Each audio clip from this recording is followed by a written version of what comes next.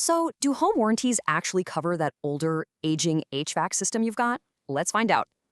Honestly, it's the absolute biggest question new homeowners ask when staring down an old cooling unit.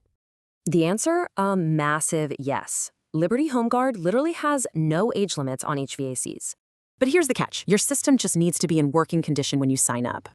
Seriously, even if that AC is 20 years old, if it's running today, you're getting covered.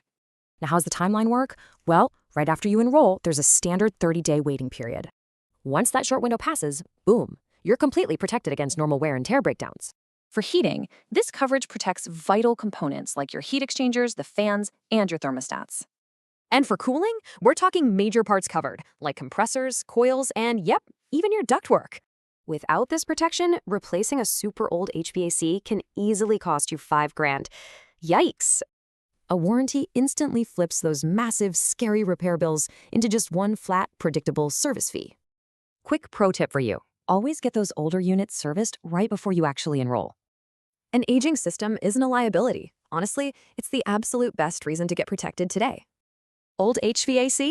Get covered now at libertyhomeguard.com.